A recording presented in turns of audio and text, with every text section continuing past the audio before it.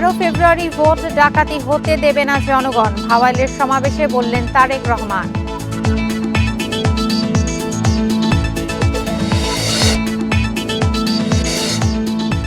নির্বাচনী কর্মকর্তা কোনো পক্ষ নিতে পারবেন না, হুঁশিয়ারি কমিশনের। ভোট ঘিরে কোনো শঙ্কায় নেই সরকার।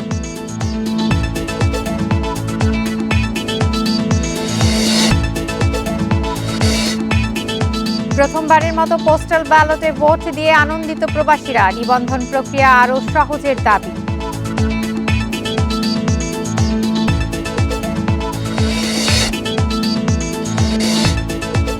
অর্থনৈতিক মুক্তি না এলে গণমাধ্যম স্বাধীন হবে না, বলছেন জ্যেষ্ঠ সাংবাদিকেরা। খসড়া অধ্যাদেশে নানা গোঁজামি।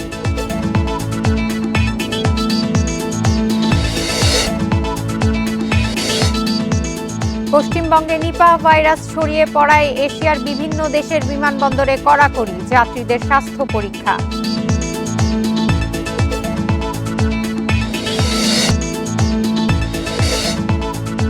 রাজধানীর বাড্ডায় রায়দা ও ভিক্টর বাসের রেষারেষিতে ব্যাংক কর্মী আজাদ নিহত, রাস্তা পার হওয়ার সময় দুর্ঘটনা।